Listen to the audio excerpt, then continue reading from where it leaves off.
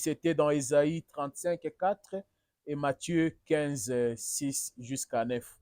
Et on a intitulé notre sujet, je pense que nous l'avons en ligne. Nous vous bénissons au nom de Jésus-Christ. Donc, c'est un peu ça. Lorsque la promesse est faite, c'est tout le monde qui croit. Tout le monde se prétend être croyant. Mais lorsque cette promesse est accomplie, nous voyons les gens qui font quoi? Qui s'opposent. Pourquoi? Parce que souvent, là, lorsque la parole de Dieu est accomplie, lorsqu'elle se manifeste, elle arrive à l'encontre des idées humaines, de la pensée charnelle. C'est pourquoi l'homme s'oppose toujours. On a vu que tout Israël attendait la naissance du Messie. Mais lorsque le Messie est venu, lorsqu'il s'est présenté à eux, et où? Même dans les temples. Dans les temples, c'était des croyants. Mais lorsque le Messie leur a dit, aujourd'hui cette écriture est accomplie, ils ont dit, tu blasphèmes. Qui es-tu toi? Ils l'ont chassé dehors. Ils ont voulu le lapider. Et c'est comme ça que nous pouvons voir, tout le monde peut croire à Dieu par rapport à ce que Dieu a accompli dans le passé. Tout le monde croit que Dieu est assez puissant pour avoir donné à Israël toutes sortes de victoires qu'Israël a eues devant toutes les autres nations. Tout le monde croit que Dieu a ouvert la main rouge. Pourquoi? Parce que c'est dans le passé. Et lorsque nous arrivons maintenant pour le futur, oui, tout le monde croit que le Seigneur Jésus reviendra.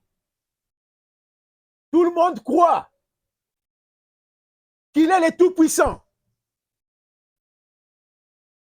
Tout le monde croit aux promesses qui ne sont pas encore réalisées et qui sont déjà passées. Mais c'est la même parole qui est en œuvre aujourd'hui. Mais la grande question, qui y croit? Qui? Parce que nous voyons que depuis le jardin d'Éden,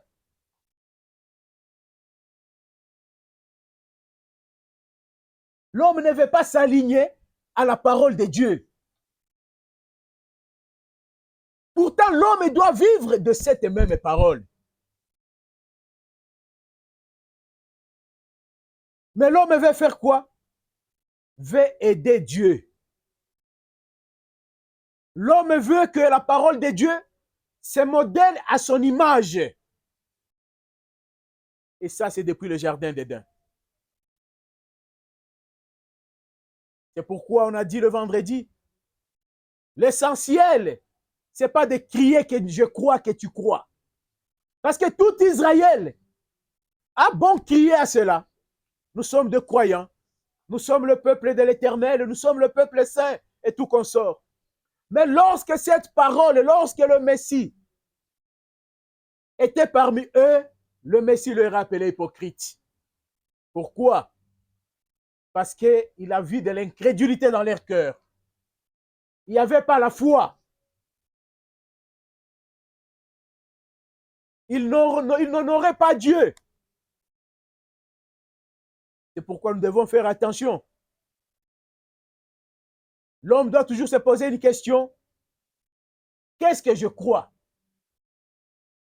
Et comment je le crois? Parce qu'il faut faire attention que la parole ne puisse pas te dire que tu es hypocrite. Que la parole ne puisse pas te démontrer que tu es incrédule. C'est ce que la parole fait chère à prouver aux Juifs, hypocrites que vous êtes. Vous m'honorez de lèvres seulement, mais votre cœur est loin de moi. Mais à ce qui concerne la promesse d'Ésaïe 35:4, votre Dieu viendra seul et vous sauvera. Ils le croyaient tous. Mais lorsque ce Dieu-là est venu parmi eux, Ils l'ont appelé Belzéboul. Pourquoi? Parce que l'homme veut toujours que Dieu accomplisse sa parole selon ses désirs à lui. J'aurais voulu que Dieu fasse ceci, alors il faut que Dieu le fasse selon que toi tu le penses là. Mais non. Dieu ne s'aligne jamais à la pensée humaine. C'est à l'homme de s'aligner à Dieu. C'est à l'homme de s'aligner à la parole de Dieu. Et jamais le contraire. Lorsque dans les jardins d'Éden, la parole a été brisée, qu'est-ce que nous voyons encore tel qu'on a dit?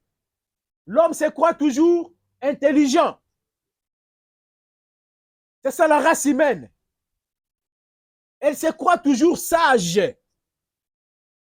pour apporter son aide à Dieu. Ou pour faire quoi? Pour trouver des solutions à ces difficultés. L'homme se croit sage.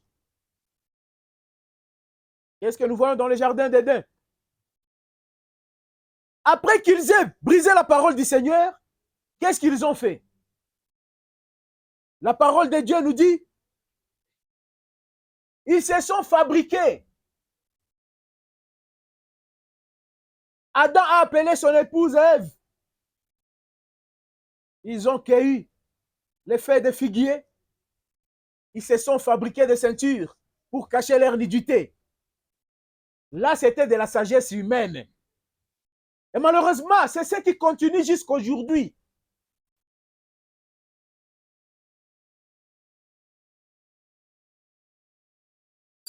Attention à ceux qui commencent à dormir. C'est ce qui se passe jusqu'à aujourd'hui. Après avoir brisé la parole de Dieu, il y a l'intellect qui est monté dans la tête d'Adam. Il dit, mais comme on est nu là, on a des feuilles, on peut fabriquer quelque chose. C'est bien. Vous les fabriquez, mais lorsque la lumière viendra, la lumière va vous montrer que vous êtes très loin d'être en ordre avec Dieu. C'est pourquoi ils ont mis ça, mais lorsque le Seigneur est descendu dans le jardin d'Éden, lorsqu'il a appelé Adam qui croyait qu'il aura le courage, avec ce qu'il avait déjà mis là, d'aller se présenter devant Dieu, Adam s'est caché avec sa femme. Pourquoi? Parce que ce qu'ils avaient fait là ne venait pas de Dieu. Ça, c'était de la pensée humaine. C'est pourquoi la parole de Dieu nous dit dans Proverbes 14 et 12, telle voie paraît juste, bon pour l'homme, mais son issue, c'est l'issue de la mort. Oui, la sagesse humaine amène vers la mort. L'intelligence humaine amène vers la mort, mais pas au salut.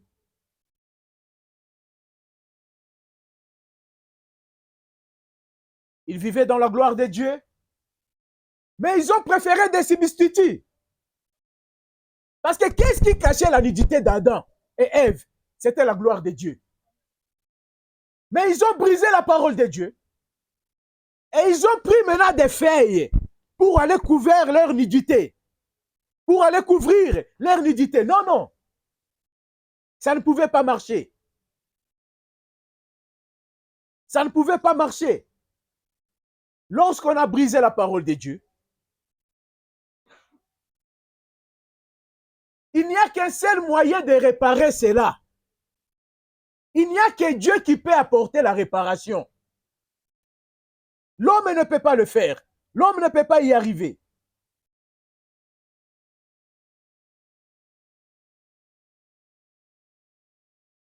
Si dans le jardin d'Éden, l'intelligence humaine n'a pas aidé l'homme à être en ordre avec Dieu, ce n'est pas aujourd'hui que l'intelligence humaine aidera l'homme à être en ligne avec la parole de Dieu.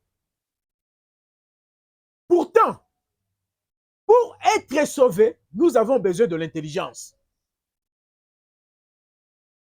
Connaissez ça? Nous avons besoin de l'intelligence pour être sauvés. Ce que nous voyons dans la stature d'un homme parfait, il y a la connaissance. Tu n'auras pas la connaissance si tu n'as pas de l'intelligence. Mais il ne s'agit pas là de l'intelligence humaine. Parce que cette connaissance même, ce n'est pas la connaissance qui vient de l'homme. C'est la connaissance qui vient de Dieu lui-même. Et cette intelligence qui nous apporte cette connaissance, c'est l'intelligence que nous trouvons dans 1 Jean 5, 20. Et le Fils de l'homme est venu et nous a donné de l'intelligence. Pour faire quoi? Pour connaître le véritable. Donc, pour avoir la connaissance, pour connaître le véritable, il faut que Dieu te donne de l'intelligence. Pourquoi? Parce que ce qui couvrait la nudité de l'homme dans le jardin d'Éden venait de Dieu. Ça ne venait pas de l'homme. Et lorsque la promesse a été faite du salut, c'était pour venir rétablir l'homme dans sa position initiale. C'était pour venir remettre cette alliance entre l'homme et Dieu. Et c'est pourquoi Dieu fait quoi? Il prend tout ce qui est de l'homme, il le met à côté. Il te donne de l'intelligence. Dieu te donne de l'intelligence qui vient de lui. L'intelligence pour les connaître. L'intelligence pour connaître les choses de Dieu. L'intelligence pour marcher dans la voie de Dieu. Donc nous voyons que si Dieu ne t'a pas donné cette intelligence-là, tu vas rester dans l'ignorance. Et l'ignorance, c'est quoi? C'est le ténèbre. C'est le ténèbre.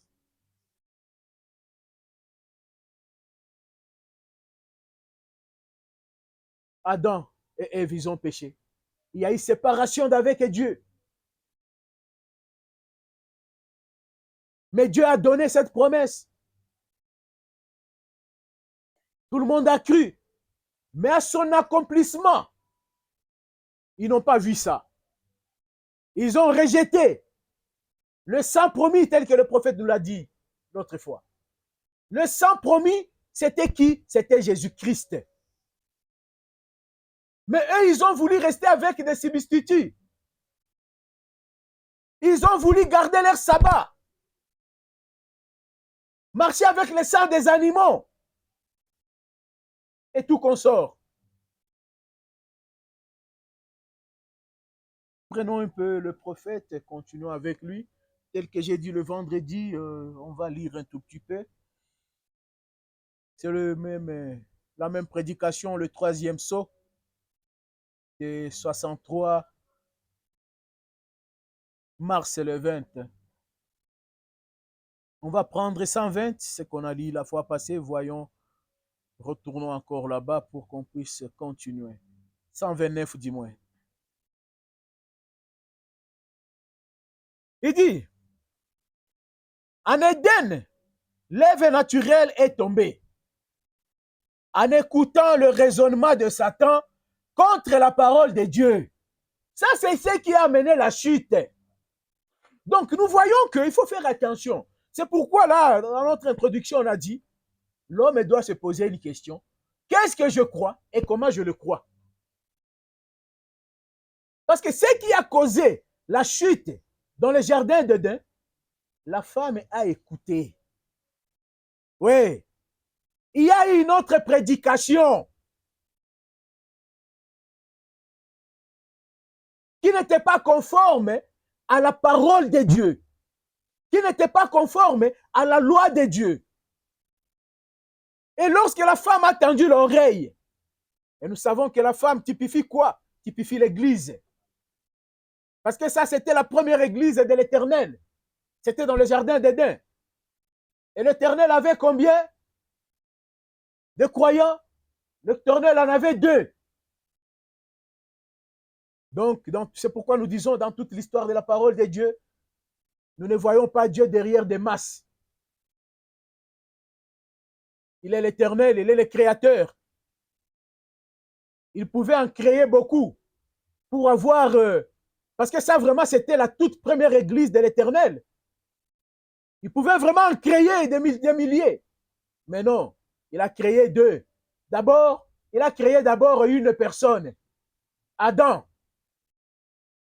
qui avait en lui, tel que nous le savons, l'esprit féminin. Ève était en lui.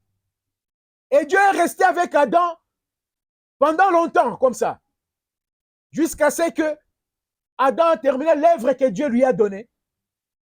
Il a nommé les animaux, il a nommé ceci, cela. Et là, Ève n'était pas là. La femme n'était pas là. Nous voyons que lorsque Dieu était seul avec Adam, les choses marchaient bien. Les choses allaient bien. Pourquoi? Le prophète nous dit, c'était la créature originelle de Dieu. Et Satan ne pouvait pas y toucher. Il fallait qu'il y ait quelque chose de dérivé. Qui vient d'une créature qui a été déjà créée de l'origine de la terre. Et là, Dieu a tiré Ève dans Adam. Et c'était ça la première église. Mais lorsque la première église a fait quoi? Il dit, l'œuvre naturelle est tombée en écoutant le raisonnement de Satan contre la parole de Dieu. C'est comme ça qu'elle est tombée. Oui, monsieur. Elle est tombée parce qu'elle a fait ça. C'est pourquoi l'église de Dieu, fils et filles de Dieu, dans ces derniers temps, nous devons faire attention à ce que nous écoutons. Parce que dès le commencement, juste après la création de Dieu, l'écoute mal orientée a causé la chute, a apporté la mort, la perdition de l'humanité. Et Dieu qui ne change pas, il est le même hier, aujourd'hui, éternellement.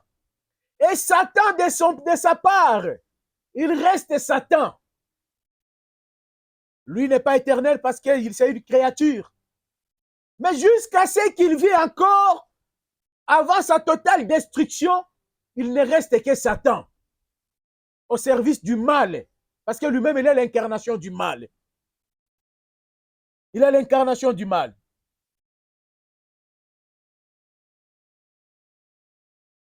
On va prendre 126. 126 nous dit, elle avait reçu la promesse, l'épouse Ève, qu'il y aurait un rédempteur. Son rédempteur serait quoi? Serait la parole. Pourquoi? On a dit, lorsque l'homme brise la parole de Dieu, il n'y a pas un autre moyen d'y apporter réparation. Il n'y a que Dieu qui peut apporter réparation. Et c'est pourquoi le Seigneur nous a dit quoi? Il a dit, petits enfants, ne péchez point. Mais si vous péchez, il n'y a que lui. Vous avez un avocat auprès du Père, Jésus-Christ est le juste. Allez vers lui, lui va intercéder pour vous. Il n'y a que lui qui puisse apporter une réparation. Donc, il faut marcher dans sa voie pour réparer le mal du péché. Parce que dès le départ, entre Dieu et l'homme, Dieu place seulement sa parole. Afin que cette parole protège l'homme. Cette parole fasse vivre l'homme. Et lorsque l'homme brise cette parole, il n'y a que la parole qui apporte réparation. Après que l'église, la première église de l'Éternel, est allée écouter une mauvaise doctrine, une fausse doctrine, une sale doctrine qui a apporté la mort, Dieu a promis un rédempteur. Dieu a donné une promesse.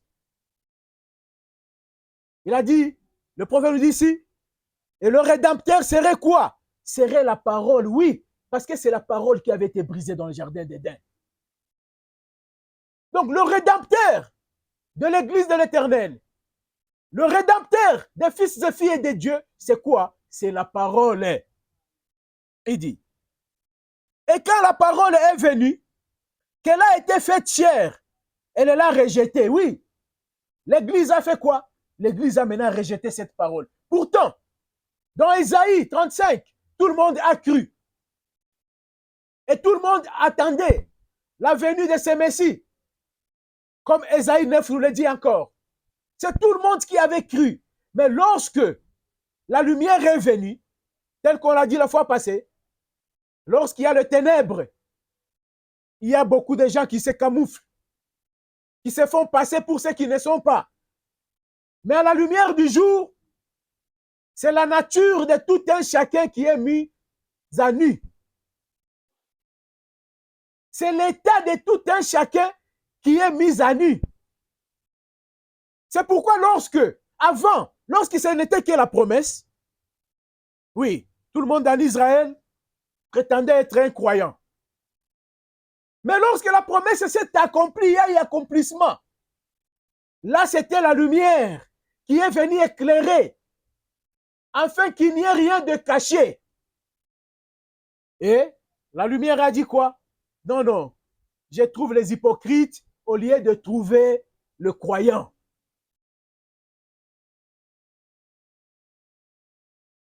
Cette parole qui était dans le jardin d'Éden, c'était la parole parlée.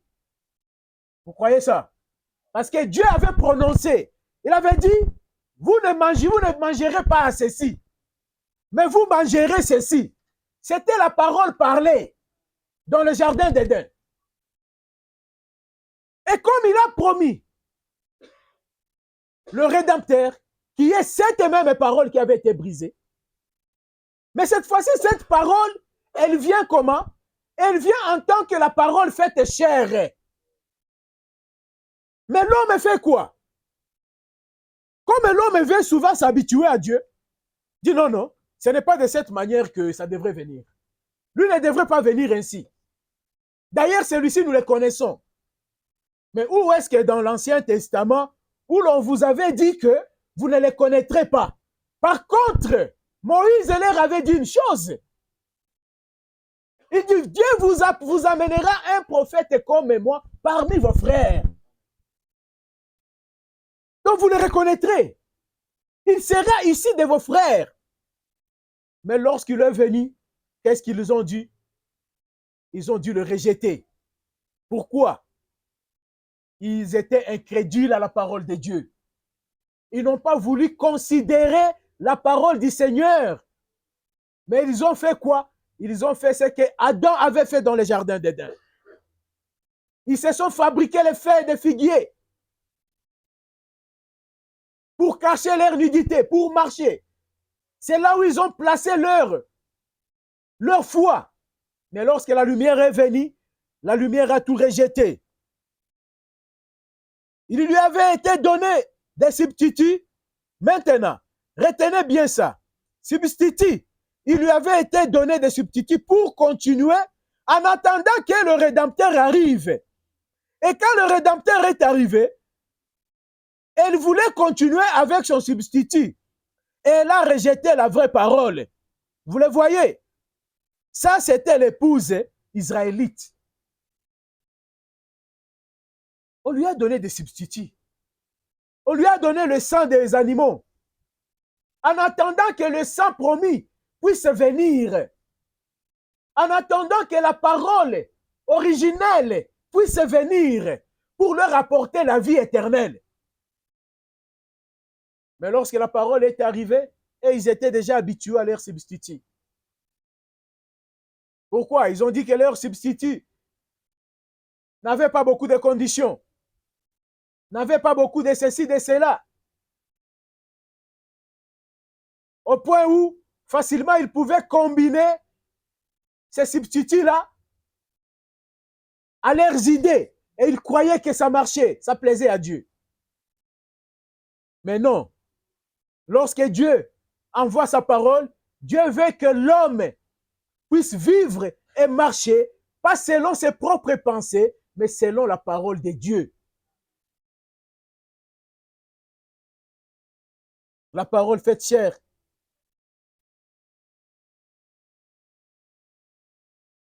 Pourtant, tel que nous le voyons, avant que la parole n'arrive, c'est tout le monde qui croyait. C'est comme ce que nous avons aujourd'hui, dans l'âge de l'Odyssée. Qu'est-ce que le Seigneur nous a promis dans l'Odyssée? Il a promis qu'il restaurerait tout ce qu'avaient mangé les gazelles et les gazames. Tout ce que les bêtes ont détruit dans le passé. Tout ce qu'ils ont rongé. Ça veut dire toute la parole de Dieu. C'est tout le monde qui dit Amen à cela. Mais lorsque Dieu envoie son prophète pour nous ramener maintenant à cette parole-là, les gens font quoi? Ils choisissent maintenant dans cette parole ce qu'ils veulent. Et ce qu'ils ne veulent pas, ils le mettent à côté. Ils retombent dans quoi? Dans cette même erreur, dans ce même péché d'antan. Où l'homme veut faire quoi? Veut apporter son aide à la parole de Dieu. Veut prendre la parole de Dieu et y mélanger, combiner avec ses pensées. Ça apporte la mort. Et rien d'autre.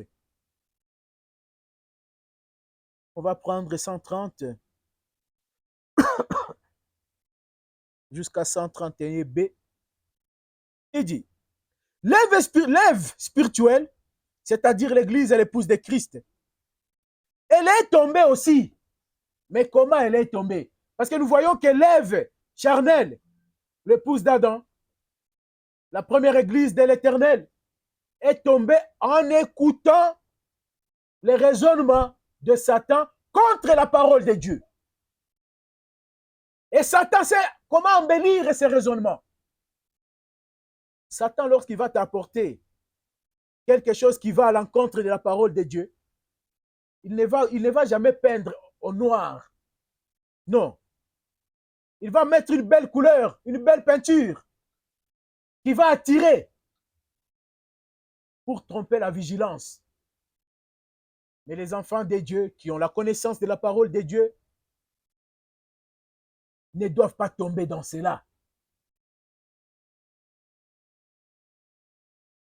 Après que la première Ève est tombée, Dieu a donné cette promesse de la rédemption et Dieu a envoyé la parole pour venir racheter son église. Pour venir racheter son église. Et malheureusement, lorsque son église a reçu encore la parole faite chair, son église aussi est tombée. Comme la première Ève est tombée.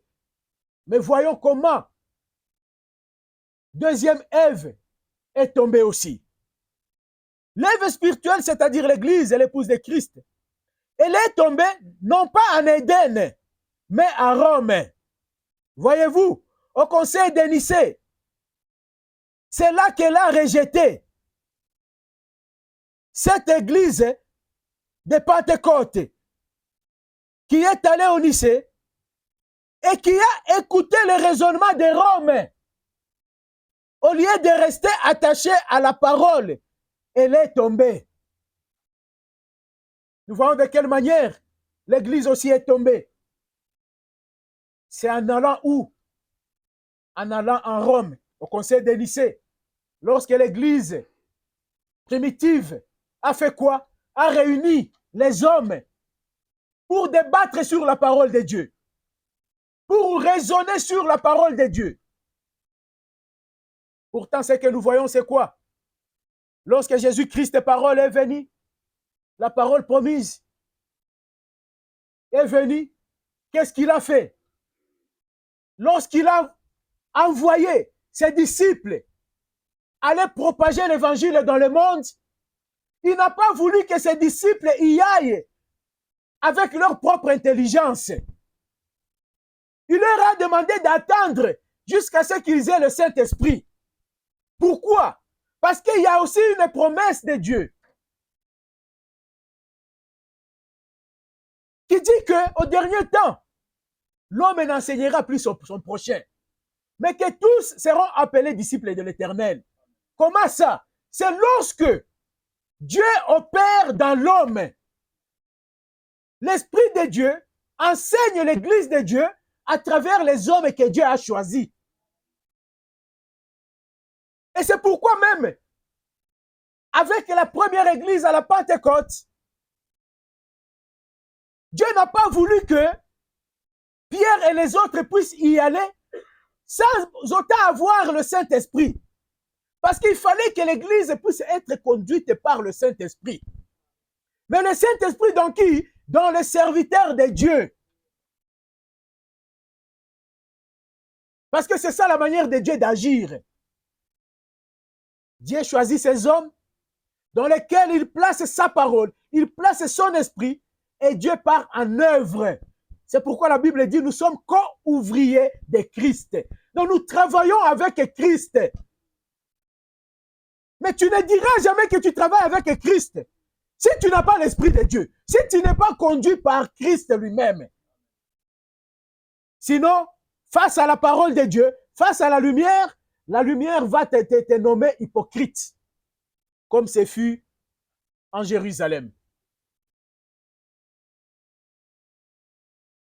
Dieu a dit, je ne vous laisserai pas orphelins, je serai avec vous tous les jours jusqu'à la fin du monde.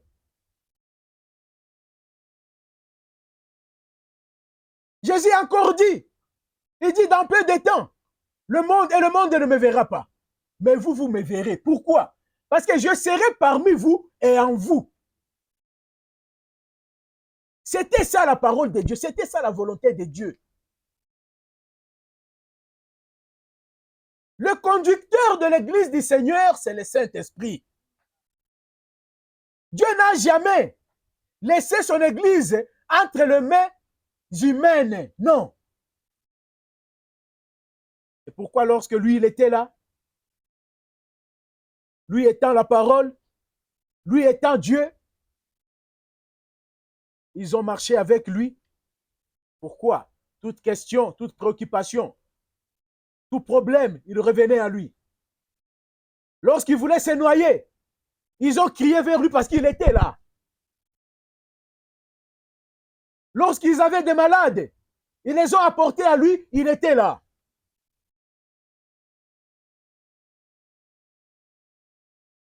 Mais lorsqu'il est parti, il a dit une chose, je pars pour les uns, mais je ne pars pas pour mon église.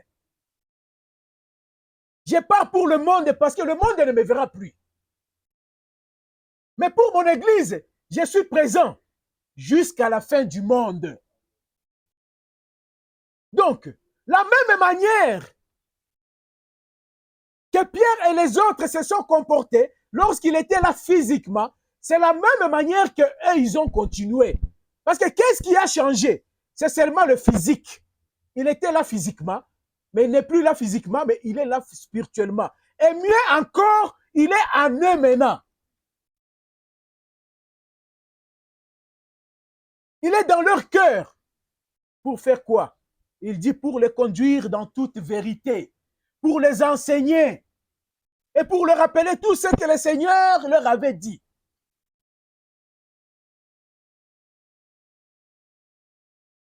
Mais lorsque le diable est entré en œuvre, qu'est-ce qu'il a fait? Lorsque Pierre et les autres étaient déjà morts, l'église qui est restée là, avec ses conducteurs, qu'est-ce qu'ils ont fait? Ils ont pris la parole de Dieu, allaient se mettre à Rome.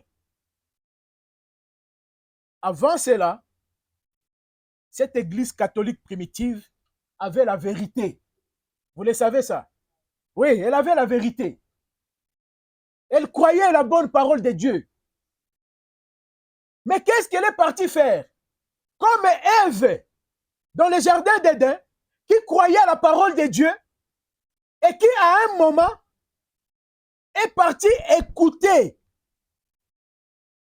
la ruse, le raisonnement du diable et a brisé la parole de Dieu. Et Dieu l'a abandonné. C'est ce qui s'est passé aussi avec l'Église catholique. Ils sont partis à Nicée, au conseil de Nicée, pour aller prendre la parole de Dieu et la combiner avec les raisonnements humains. Avec l'intelligence humaine.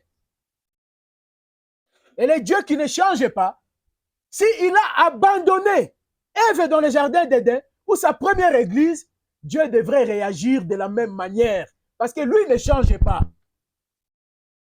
Il est le même, hier, aujourd'hui et pour toujours. Il dit, et tout après elle est mort avec elle, autour d'elle. Donc, comme Ève naturelle était tombée, Ève spirituelle aussi est tombée. L'épouse de Dieu est tombée dans le jardin. L'épouse de Christ est tombée à Rome. Vous voyez pourquoi l'épouse de Christ est tombée à Rome? Parce qu'elle est allée écouter aussi le raisonnement des hommes à la place de la parole de Dieu. Est partie croire dans ce que l'homme avait à dire à la place de la parole de Dieu. C'est pourquoi, fils et filles de Dieu, nous devons faire attention dans toute notre vie sur cette terre. Attention à ce que nous écoutons. Nous voyons que la première Ève, ou Ève charnelle, est tombée parce qu'elle est partie écouter. Qu'est-ce que tu écoutes? Qu'est-ce que tu crois? Elle était dans le jardin. Il y avait la gloire de Dieu. Mais le diable s'est glissé là à côté. Et elle est partie se promener. Elle a franchi ses limites. Elle devrait être où était son époux. C'est là où Ève, où la femme d'Adam devrait être. Où était son époux? Mais elle est sortie. Elle est partie se promener en laissant son époux à côté. Et là, elle est partie, elle s'est croisée avec le diable qui lui a vendu d'autres histoires, qui lui a trompé et elle est tombée. Et c'est ainsi que l'Église de Dieu est tombée. En revenant à Rome, c'était la même chose. La place de l'Église de Dieu, c'est dans la parole du Seigneur. Mais lorsque l'Église va en dehors de la parole du Seigneur, l'Église va croiser le diable. Lorsque l'Église veut marcher avec quelque chose qui ne vient pas de la parole de Dieu, peu importe que ça semble bon et comment, tu vas croiser le diable et tu vas tomber dans ses pièges. Et c'est ce qui s'est passé avec l'œuvre spirituelle de la Pentecôte. Jésus-Christ a laissé son Église, que son Église soit conduite par le Saint-Esprit. Mais eux, ils ont parti, ils ont même placé quelqu'un au-dessus de l'Église. Ils ont placé un homme au-dessus de l'Église. Afin que cet homme dirige l'Église de Dieu. Pourtant, Dieu avait laissé le Saint-Esprit dans l'Église. Mais eux, ils ont mis le Saint-Esprit à côté pour considérer beaucoup plus ce que l'homme avait à dire. Et c'est comme ça que la mort est entrée. La mort spirituelle, comme la mort charnelle était entrée dans le jardin d'Éden. 131b, il dit, et de même qu'Ève a perdu les droits, sa vertu, qu'elle les a abandonnés à Satan dans le jardin d'Éden, l'Église, l'épouse de Christ, a fait la même chose à Rome. En renonçant à la Bible pour prendre leur dogme et leur raisonnement, vous voyez comment c'est fait, comment c'est bien typifié. Donc, comme Ève dans le jardin d'Éden a perdu sa vertu, a vendu sa vertu au diable. C'est comme ça qu'elle épouse, en abandonnant la Bible. Pourquoi? Parce que tout ce que Dieu, comme nous avons dit, le prophète nous a dit là au-dessus, le Rédempteur qui était promis depuis le jardin d'Éden, c'était la parole. Le sang qui était promis, c'était Christ, Jésus-Christ.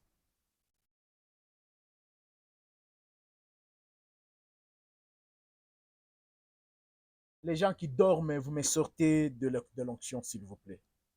Si vous dormez, mettez-vous debout ou faites quelque chose. Parce que quand moi je vous regarde, je vois les gens qui dorment. Je ne sais pas si je prêche à des gens qui dorment ou je prêche. Vous savez, moi j'ai dormi combien de temps, combien d'heures cette nuit? C'était quelques heures. Il ne faut pas vous laisser que le diable vous distrait comme ça. Tu as sommeil, mets-toi debout. Ou fais quelque chose pour ne pas dormir.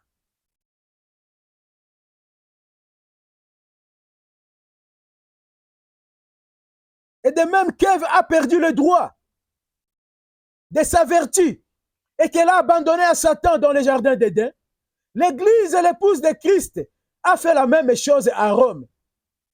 En renonçant à la Bible pour prendre leurs dogmes et leurs raisonnements. Le prophète nous a dit, le Rédempteur qui était promis, c'était quoi? C'était la parole. Et cette parole,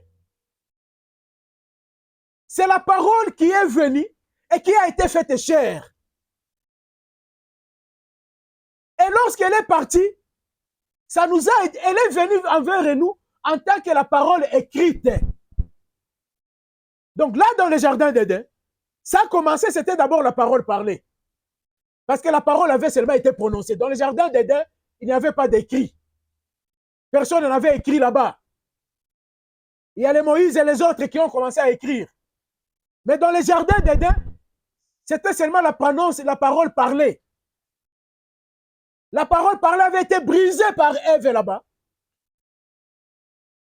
Mais elle a été promise pour revenir, afin de remettre l'homme dans sa position, dans son alliance avec Dieu.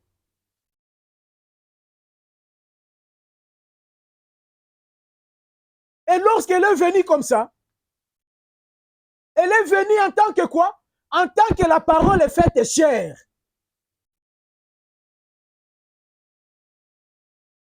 Et lorsque Jésus-Christ est parti, il a fait quoi? Il a envoyé ses disciples aller propager cette parole-là dans le monde entier.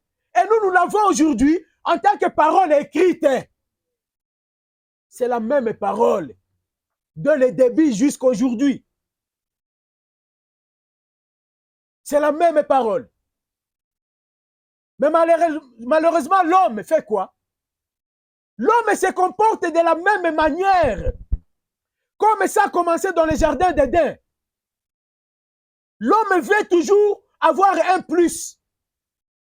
L'homme veut toujours comprendre beaucoup plus. L'homme veut toujours que ça marche, que ça aille selon sa volonté, selon son bon désir. Et c'est ce qui plonge toujours l'homme dans le mal et dans le chaos.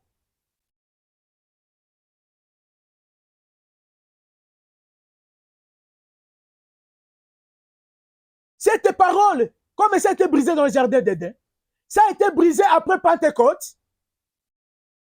La parole est venue vers nous en tant que parole écrite. Mais, déjà, il y avait un problème. À partir du Conseil de Nicée, après Pentecôte, où le diable a continué son œuvre, il s'est glissé dans l'église. Parce que lorsque nous disons que là, au Conseil de Nicée, ils ont écouté les raisonnements d'hommes. Mais non, c'était le diable dans les hommes. Comme dans les jardins d'Éden,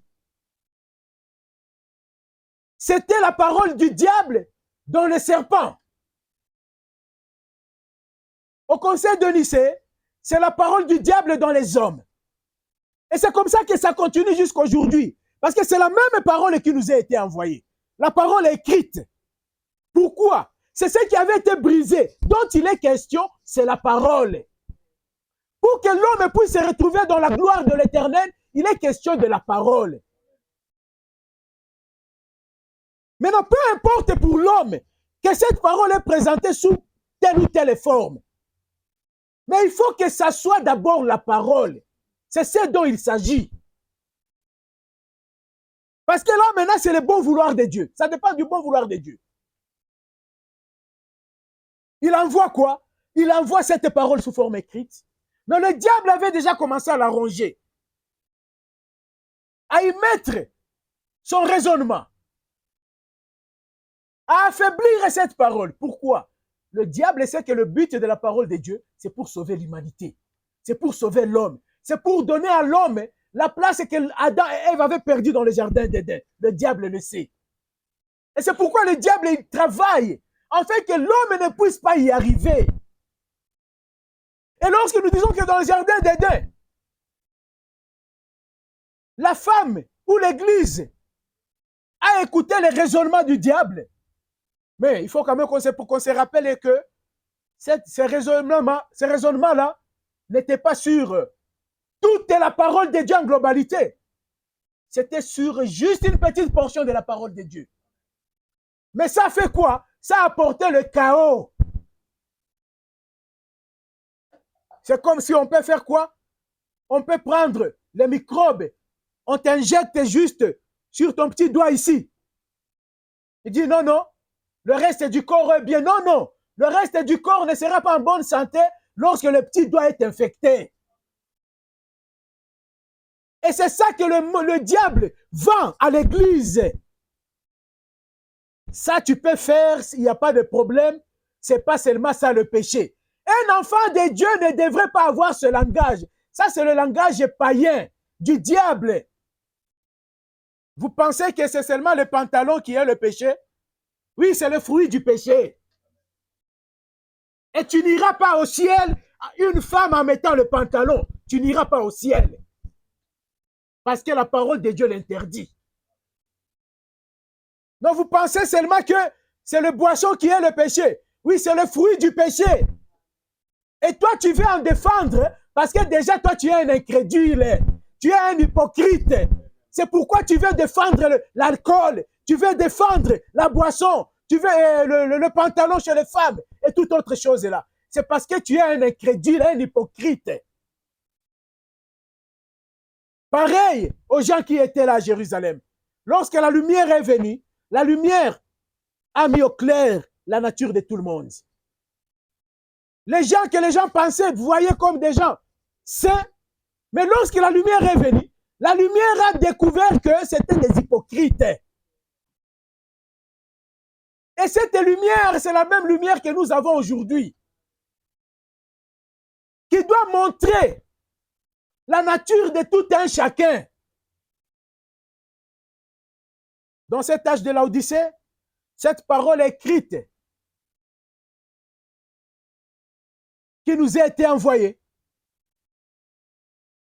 et la promesse que nous avions, la promesse de la restauration. Mais qu'est-ce qui allait être restauré? Ce n'est pas un homme qui allait être restauré. Ce n'est pas un ange qui allait être restauré. C'est la parole de Dieu qui allait être restaurée. Parce que dont il est question, c'est la parole. Nous insistons là-dessus. Dont il est question, c'est la parole.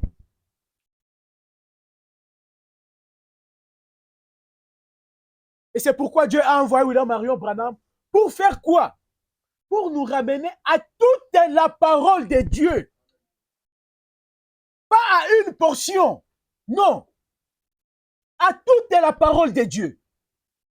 Alors, est-ce que le diable va laisser ça tranquille? Non, non. Nous voyons que dans les jardins d'Éden, le diable n'a rien laissé.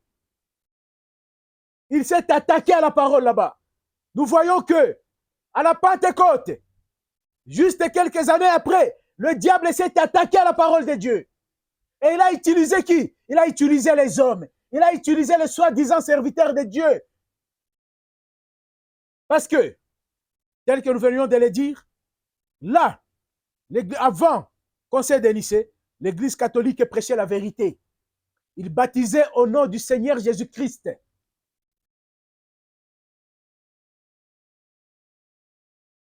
Et ils n'acceptaient pas que leurs sœurs puissent s'habiller d'une manière impudique comme aujourd'hui. Comme vous voyez les sœurs catholiques, c'est comme ça que toutes les femmes qui entraient dans cette église s'habillaient, selon la parole du Seigneur. Mais lorsque l'homme y a apporté son apport, l'homme a dit, non, vous, comme vous êtes servante de Dieu, vous ne devez pas mal vous vêtir. Vous devez vous habiller avec pudeur et modestie. Mais vous autres, faites ce que vous êtes. Ça, c'est maintenant l'homme. Et ça, c'est l'œuvre du diable. Et c'est comme ça que l'Église est tombée. Mais avec la promesse de la restauration, les femmes doivent se vêtir selon la parole de Dieu. Les hommes doivent vivre selon la parole de Dieu. Nous devons, l'Église doit croire selon la foi apostolique, parce que c'est ce qui avait été promis. Mais le prophète dit, lorsque l'Église a vendu, a renoncé à la Bible, oui.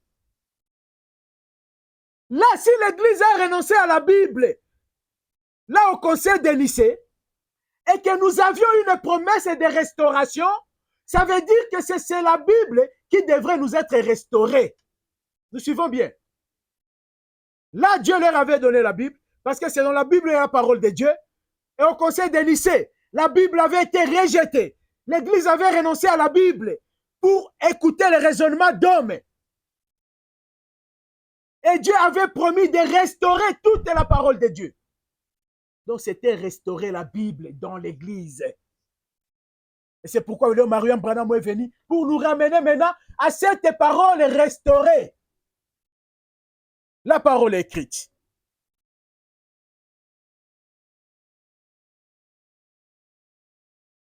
On va prendre 133. Il dit, ainsi, elle a perdu sa parole vertueuse. Oui, lorsque l'Église Ève spirituelle a renoncé à la Bible, là au Conseil de Nicée, elle a perdu sa parole vertueuse. Sa parole qui lui donne la force. La parole qui lui donne la puissance. L'Église a perdu sa puissance. La puissance de la résurrection. L'Église a vendu. Il dit, la parole de Dieu, quand elle a été vendue, la Bible, et qu'elle a mis là un homme qui dit que l'Église a le droit de changer tout ce qu'ils veulent, et ils l'ont fait, et à Nicée, l'épouse de Christ, l'épouse de Pentecôte, a vendu sa vertu, tout comme dans le jardin d'Éden, Ève avait vendu sa vertu à Satan exactement. Donc, lorsque Dieu a restauré cette parole, après la chute d'Ève, à la Pentecôte, la parole est venue. Au Conseil de Nicée, le diable est entré. Et la Bible a été vendue au péché, à l'homme. Qu'est-ce qui s'est passé? Automatiquement, l'homme a perdu la force salvatrice.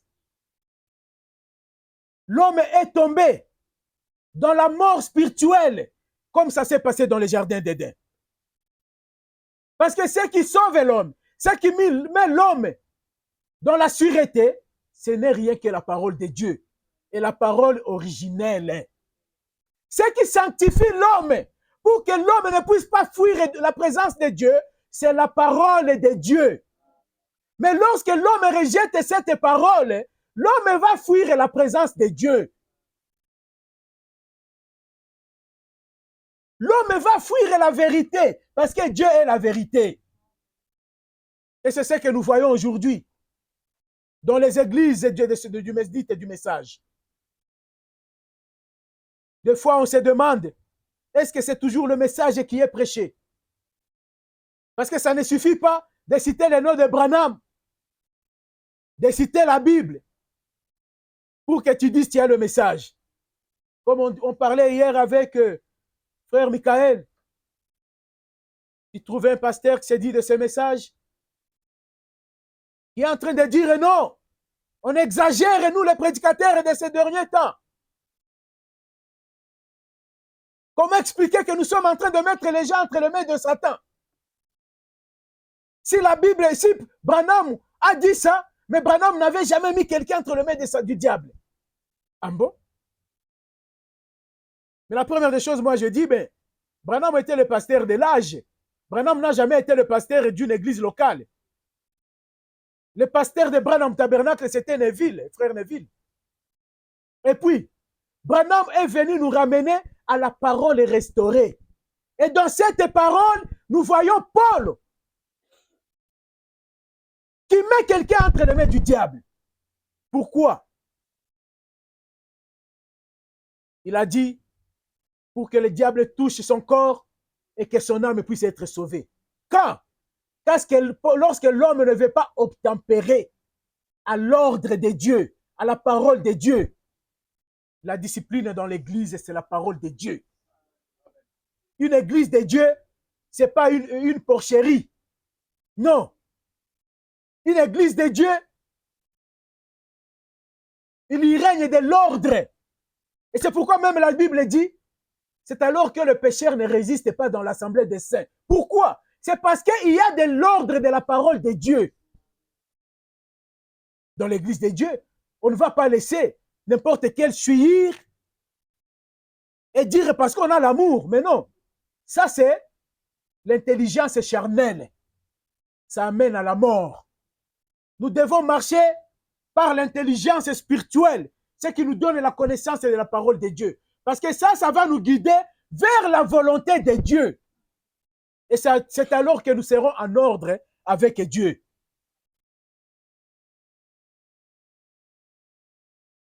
« 137.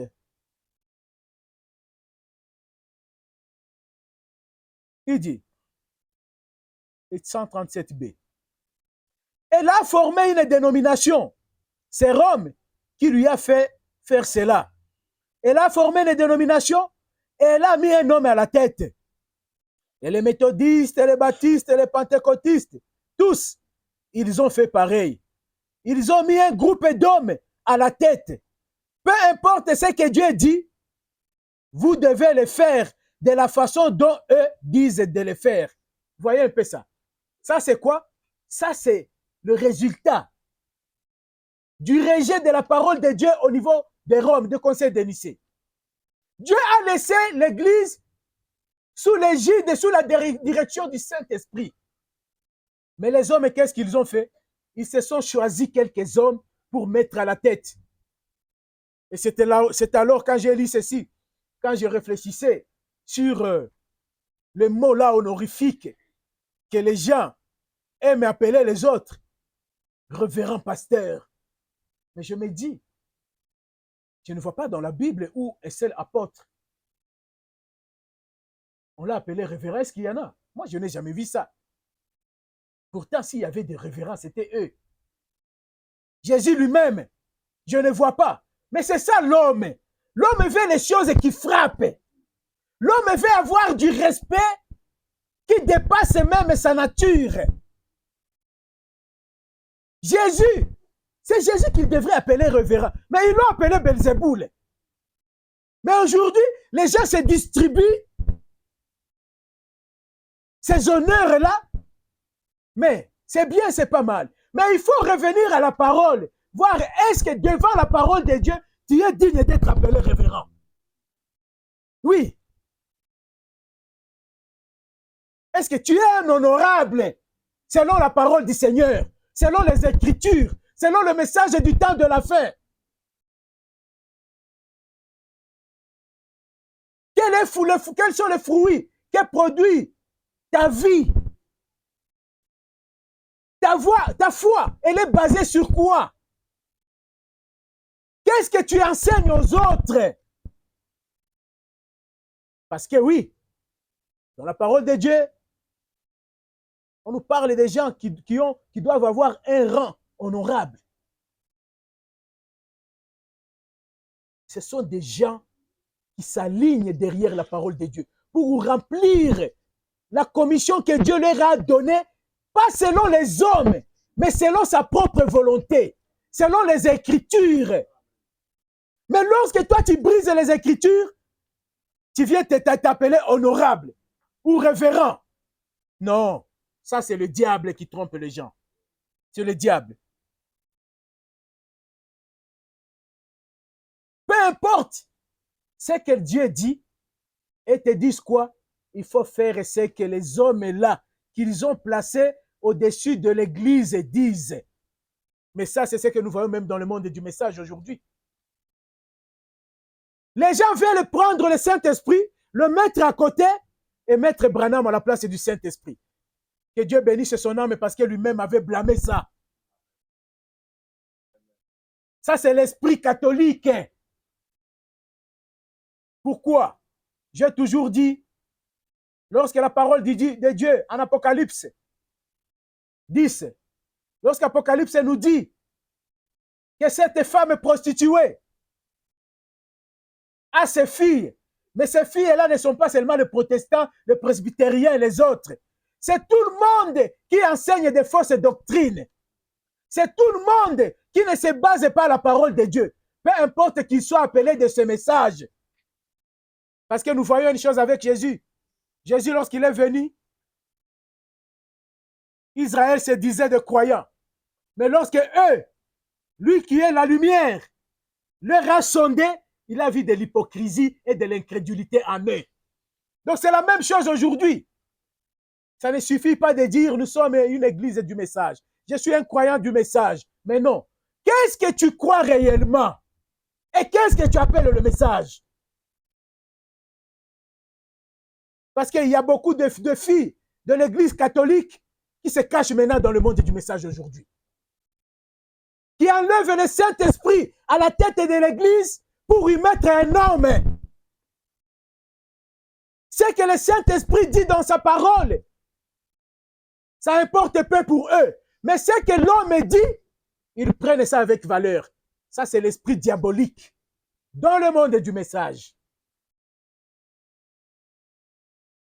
Il dit, eh bien, qu'est-ce que c'est? Rien d'autre que de la prostitution spirituelle, la mauvaise sorte des femmes, oui. Lorsqu'on croit, on prend les idées humaines, on le met à la parole, à la place de la parole de Dieu, ça devient de la prostitution spirituelle. La prostitution spirituelle. Et c'est ce que nous voyons, c'est ce qui fait rage aujourd'hui. C'est ce qui enlève la puissance salvatrice dans l'église. C'est lorsque l'église se prostitue déjà. Dieu quitte cette église. La puissance de Dieu ne va pas y rester. C'est pourquoi les gens conservent leur vie de suivre. Parce qu'il n'y a plus cette puissance qui va les transformer. Parce qu'ils ont rejeté la parole de Dieu et marché avec la parole d'homme. 144, il dit, quiconque en retranchera un seul mot ou en ajoutera un seul, alléluia, Christ veut que son épouse soit pure avec la parole. Nous suivons bien. Il s'agit de la parole. Et Christ veut que son épouse soit pure avec la parole. C'est la parole qui sanctifie. Pas autre chose. Pas les pensées humaines. Peu importe c'est sorti de la bouche de qui. Si ce n'est pas conforme à la Bible, parce que c'est ce que le Mario Branham nous dit. Il dit, qu'est-ce que l'Église a vendu là à Rome? L'Église a vendu la Bible. Et l'Église a commencé à considérer les pensées humaines à la place de la parole de Dieu se trouvant dans la Bible. Et lorsque Dieu a promis de restaurer, c'était de restaurer cette Bible. Parce que c'est ce qui avait été vendu à Rome, au Conseil de Nicée. C'est la Bible qui avait été piétinée. Aziz Adebou, qui avait été piétiné.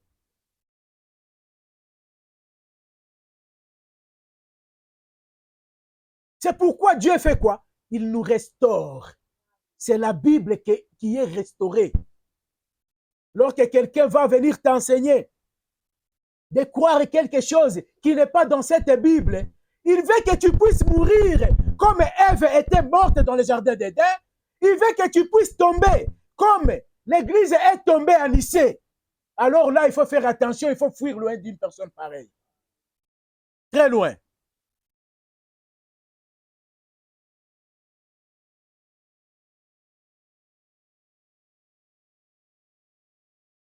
« 181 C.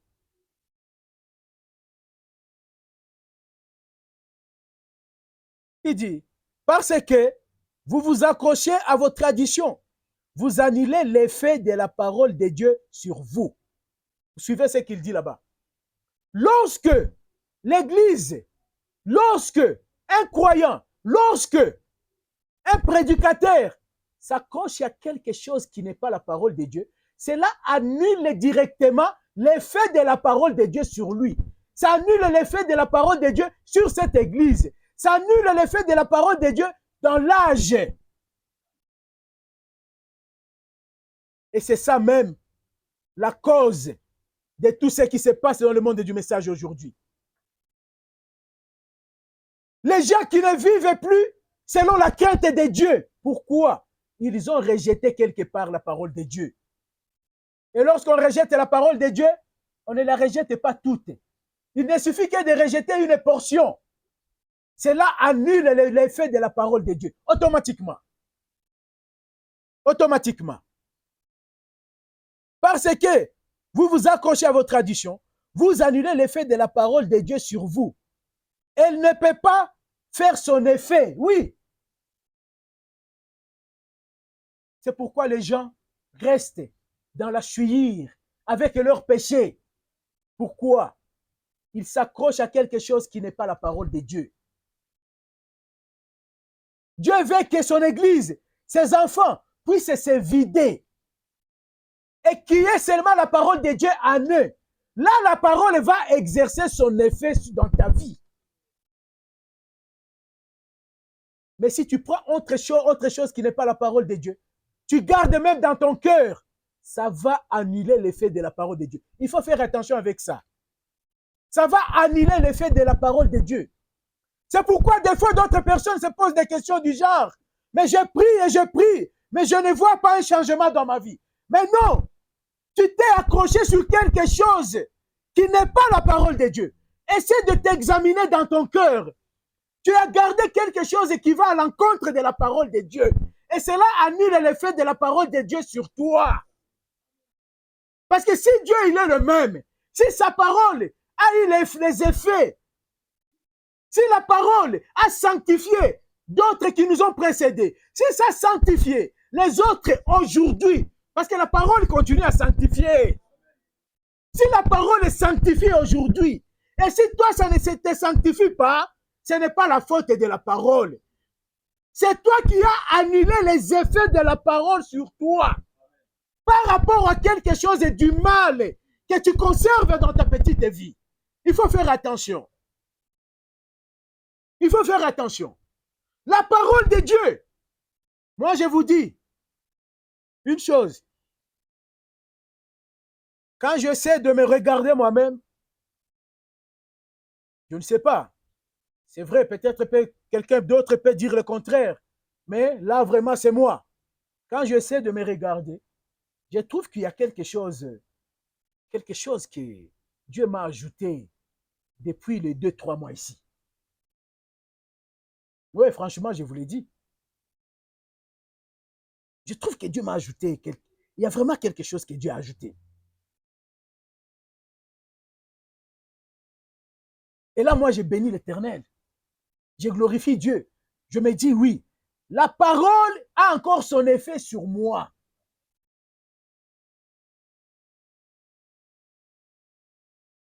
Pourquoi? Dieu nous a tout donné. Si c'est la sanctification, Dieu nous a donné la sanctification. La sainteté.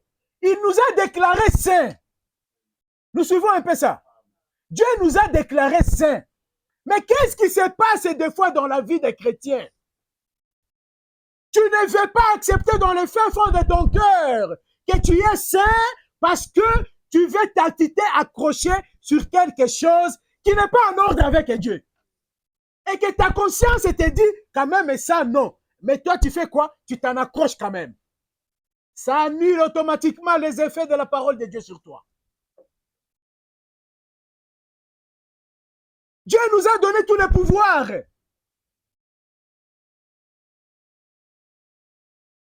Mais il ne suffit qu'on puisse se mettre en ordre de bataille, qu'on puisse se mettre en ordre avec Dieu et qu'on prenne cette promesse et ça va faire les effets. C'est la parole de Dieu. Dieu, il est celui qui ne ment jamais.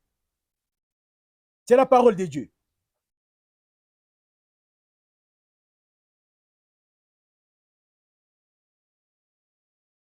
« 151, il nous dit, donc, Dieu lui a fait la même promesse qu'à Ève.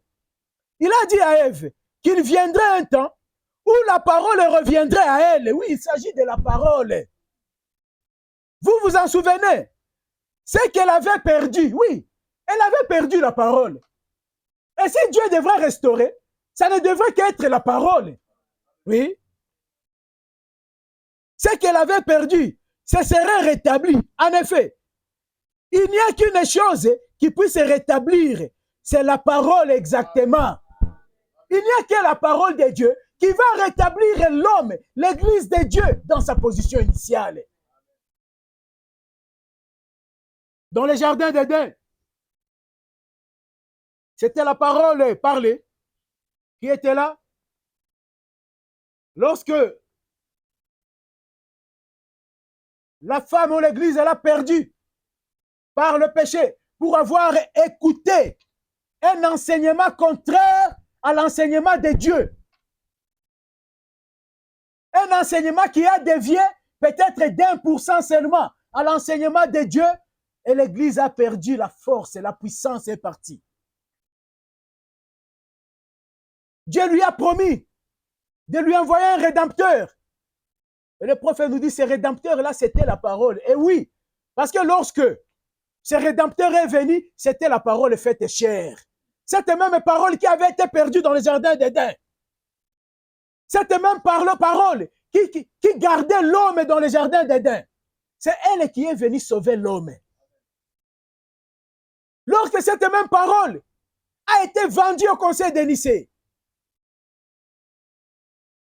la parole qui nous a été envoyée sous forme écrite pour cette Bible,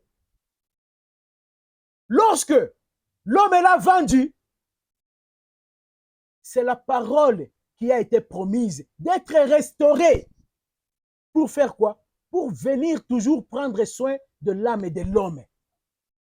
Il ne s'agit que de la parole et rien d'autre.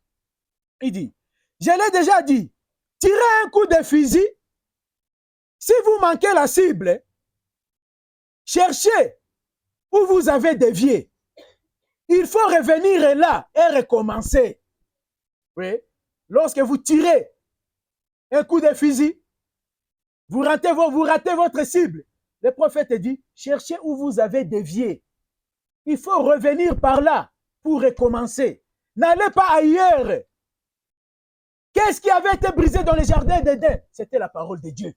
Alors il fallait revenir à la parole. Malheureusement, l'homme de lui-même ne pouvait pas revenir à la parole. Il fallait que cette parole s'amène vers l'homme. Que la parole vienne chercher l'homme. Et il fallait maintenant que l'homme accepte cette parole. Mais l'homme a rejeté la parole. Mais les siens quand même l'ont reçu. Et à ceux qui l'ont reçu, il a donné le pouvoir d'être enfant de Dieu.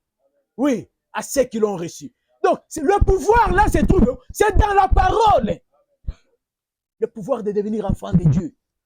Le pouvoir de devenir saint. Il nous appelle des saints, mais il faut que nous ayons accès à ces pouvoirs-là. Nous suivons très bien. Il faut avoir accès à ces pouvoirs. Parce que c'est un pouvoir. Ce n'est pas quelque chose d'imaginaire. Hein? Non, non.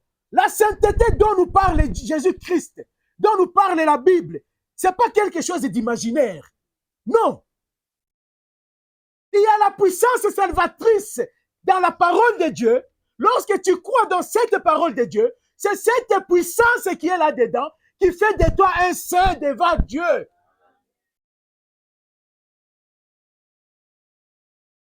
Mais si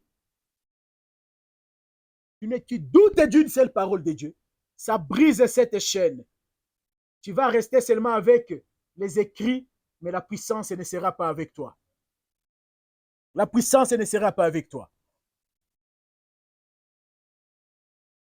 C'est pourquoi nous voyons toutes sortes de zizanies dans le monde aujourd'hui, le monde du message. 171. Il dit, quand Jésus a été mis à mort sur la croix, la substance qui est sortie de son corps pour former la nouvelle, pour former la naissance, quand ils ont percé son côté, du sang et de l'eau sont sortis, puis entre tes mains, j'ai remis mon esprit. Ce qui est sorti de son corps, c'est l'eau, le sang et l'esprit. Ce qui est sorti du corps de Jésus, c'était l'eau, le sang et l'esprit. C'est ce qui est sorti de son corps.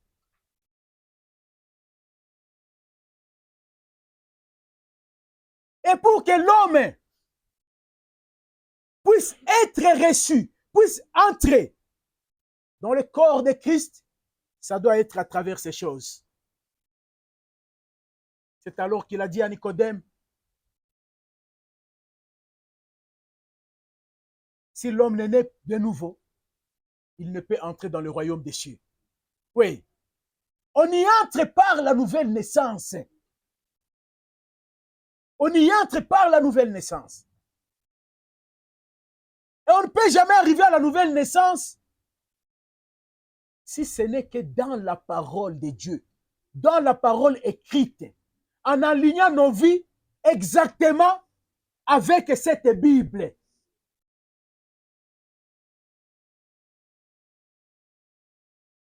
S'il est impossible de naître de nouveau en dehors de ceci.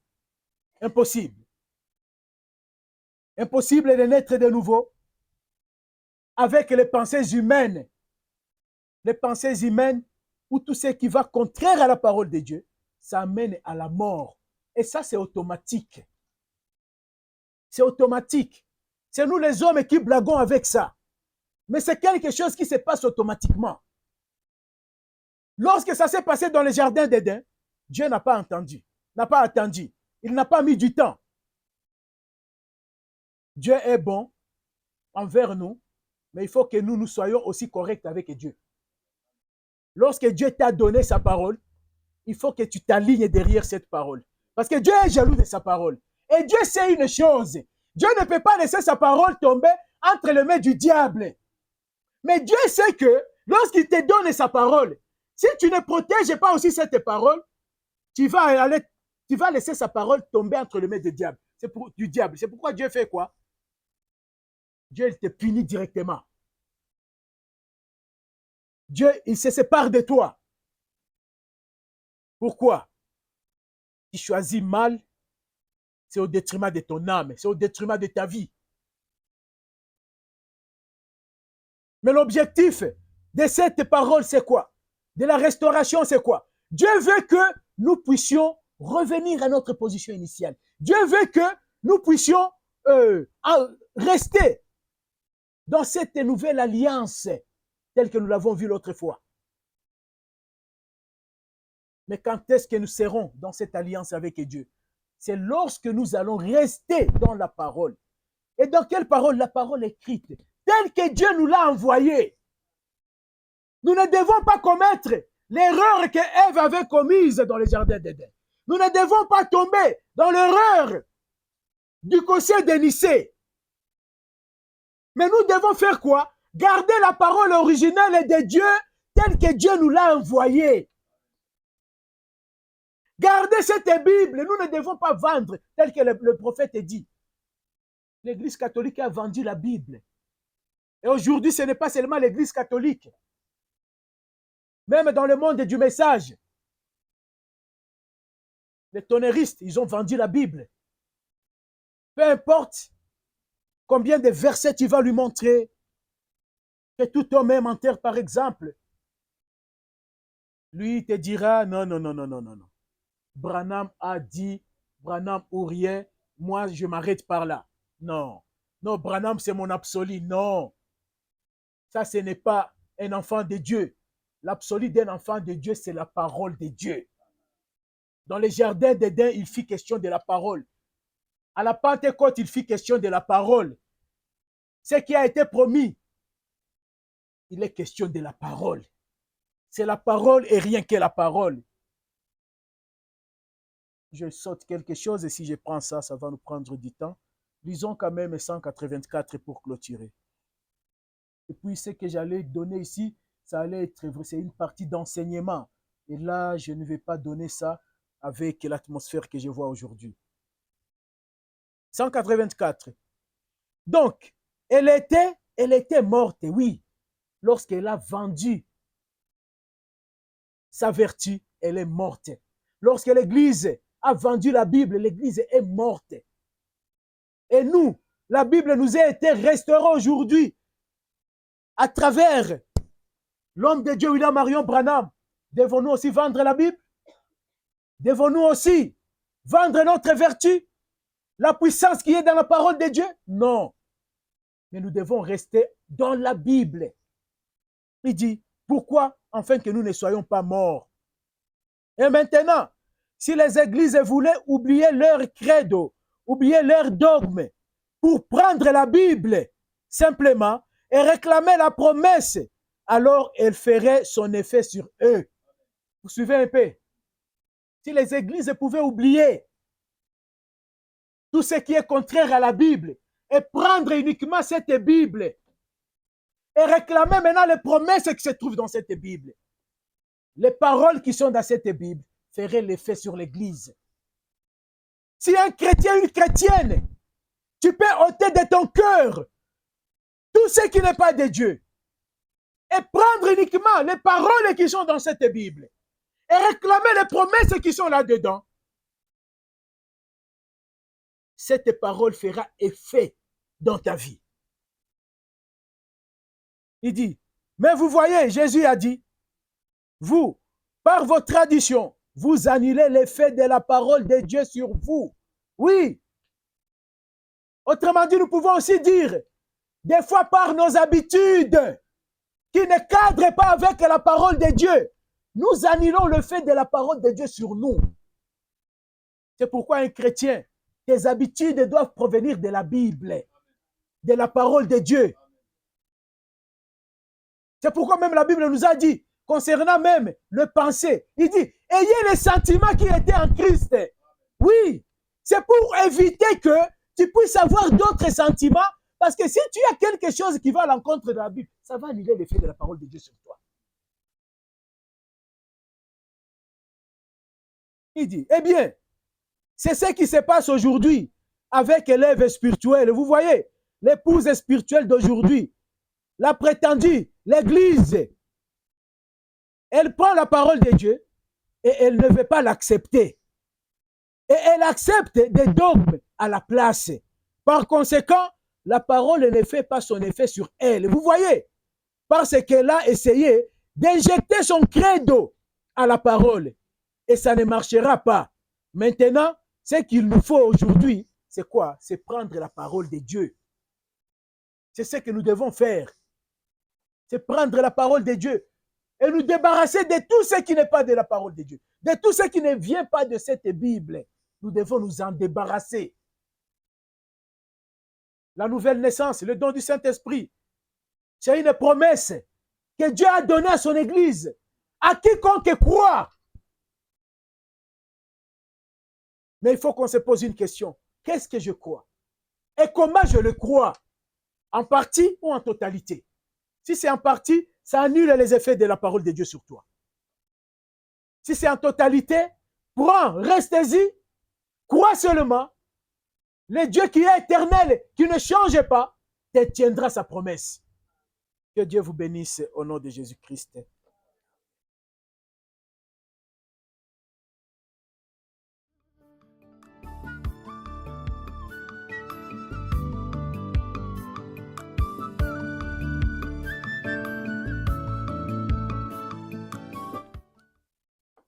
Se passe aujourd'hui. Même dire Amen devient un problème. On ne dit même pas Amen. Hmm? Alors, si tel est le cas, je vais décréter toute une semaine de prière. À partir de demain, j'ai pensé à vendredi seulement que j'avais écrit, mais on prendra toute une semaine de prière. À partir de demain, c'est très lourd. On va prier toute la semaine. C'est-à-dire, chaque jour, on sera ici à partir de demain. À partir de 16 heures, pas une heure de prière. C'est très lourd. Peut-être qu'il y a quelque chose que nous, on peut avoir comme solution. C'est dans la prière. Donc, on a une semaine de prière. Chaque jour, on sera ici à partir de 16 heures, lundi à vendredi. Que cette lourdeur sorte. Ça vient d'où? C'est le diable qui fait ça. Le diable qui fait ça. Je l'ai senti pendant les chansons. Je l'ai senti pendant la prédication. Mais nous avons entendu une chose, c'est que c'est la parole qui doit nous aider. C'est la parole qui doit aider l'homme, qui doit restaurer l'homme. Parce que cette parole que l'homme a perdue au jardin d'Éden, c'est cette parole encore qui lui a été promise, et c'est cette parole dont on a besoin aujourd'hui. Et il y a une chanson que j'aime beaucoup. Revenez à la croix. Si on se sent lourd, si on ne peut pas prier, si on ne peut pas faire tout ceci, dit revenez à la croix. Quand le prédicateur est en train de prêcher, j'avais déjà écrit, mais je trouve que nous devons nous mettre plus dans la prière. Il y a les moments difficiles que nous sommes en train de traverser. Cela ne doit pas être une occasion pour nous d'être lourds. Mais au contraire, quand nous traversons l'ombre, la vallée de l'ombre de la mort, c'est là que nous devons appeler le Seigneur afin qu'il vienne nous aider. Alors, nous allons prendre une prière, une semaine de prière, une semaine d'implorer la grâce de Dieu, selon que Dieu va l'orienter avec les hommes de Dieu. Nous verrons comment mettre cela en application à partir de demain, Dieu voulant. Je pense que ça va nous aider, nous tous. Donc, on sera dans la prière pendant la journée, selon que le Seigneur va vous orienter déjà. Demain d'abord, et le reste sera communiqué. Parce que Dieu bénisse son serviteur pour sa parole. C'est une parole qui a touché le cœur, qui nous montre même le plan du salut, le plan de la rédemption de l'homme. Lorsque l'homme a péché, l'homme a fui loin de la présence de Dieu. Mais Dieu ne l'a pas laissé comme cela. Là déjà, Dieu a préparé un rédempteur. Et le rédempteur, nous voyons que Dieu a donné la parole qui était parlée, parce que Dieu a parlé. Et tout ce que Dieu a dit, ça s'est fait. Et puis Dieu nous a donné cette parole-là en écriture. Et puis cette parole-là est venue encore. Elle a été faite chair. Et elle ne s'est pas limitée là-bas. Cette parole est devenue maintenant nous.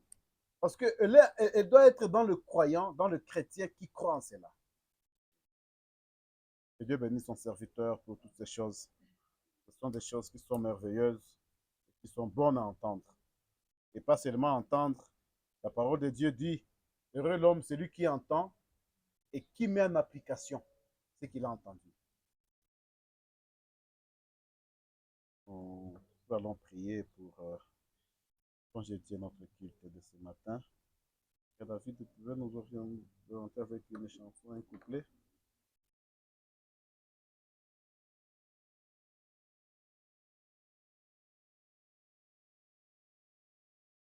Il vient de lointain pays, fait avec le roi comme ses invités, que ce pèlerin sont bénis. Contemplant son saint visage, brillant d'éclat divin, oh, participant de sa grâce et comme joyau de sa couronne, mon cœur heureux.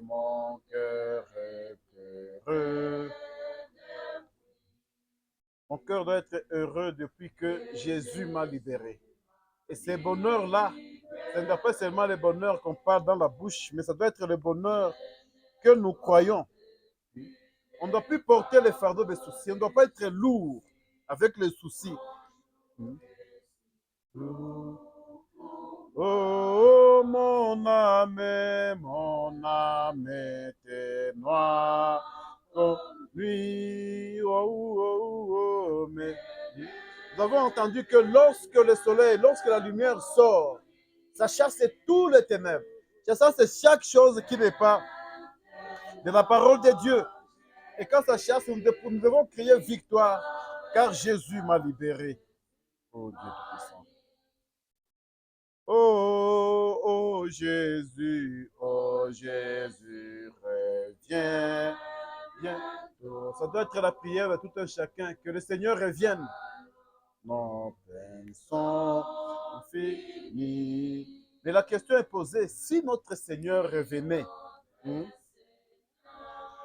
venez maintenant pour ce. Est-ce que nous avons un péché qui est en nous? On a quelque chose qui fait que nous soyons lourds. Il y a encore un fardeau que nous portons. Est-ce que nous aurons la joie si le Seigneur venait maintenant? Oh, oh. Oh, oh, oh, oh,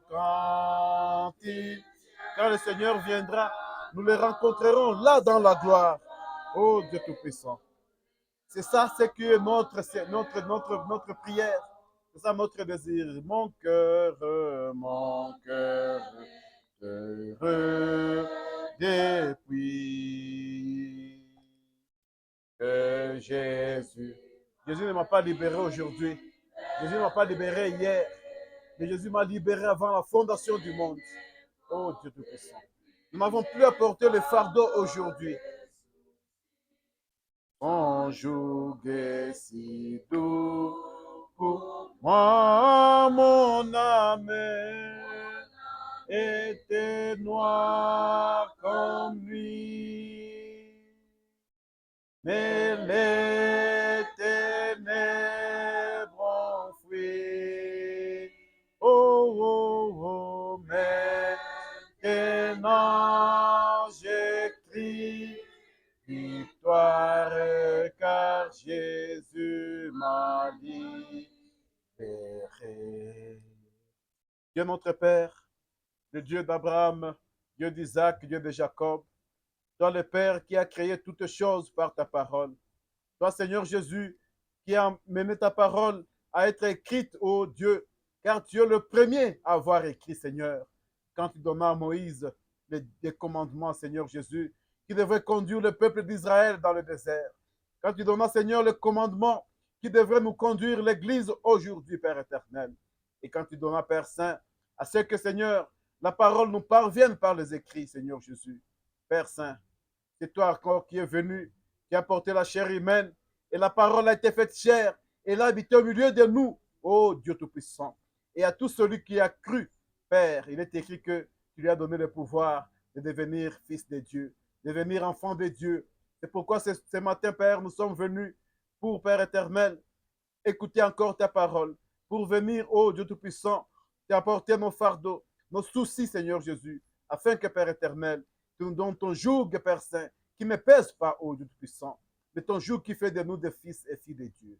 Père, nous te bénissons, Seigneur Jésus, pour ce temps et pour cette parole que nous avons entendue, qui nous montre que lorsque la lumière vient, ô Dieu Tout-Puissant, ça chasse tous les ténèbres, Père éternel. Ça chasse, Père éternel, tout ce qui n'est pas en ordre avec toi, ô Dieu Tout-Puissant. C'est pourquoi, Père éternel, donne-nous, Dieu Tout-Puissant, à demeurer dans ta parole, à demeurer dans la lumière, Seigneur, à demeurer dans le message du temps de la fin, ô Dieu, comme tu l'as donné à ton serviteur, le prophète, et comme, Père éternel, ton esprit, ton Saint-Esprit continue à le donner encore aujourd'hui. Bénis, Seigneur Jésus, ton serviteur que tu as utilisé, Père Saint. Il est homme, ô Dieu. Là où il a été affaibli, Père éternel, restaure-le. Donne-lui de la force, Seigneur Jésus. Bénis chacun d'entre nous, ô Dieu, et donne-nous, Père éternel, à méditer sur cette parole que nous avons entendue, Père Saint. Ceux qui vont nous suivre aussi, ceux qui vont suivre cette parole, Père éternel, en ligne, ô Dieu, ils sont aussi bénis par toi, ô Père, car, Père Saint, tu n'es pas limité, ô Dieu Tout-Puissant, quand toi tu bénis.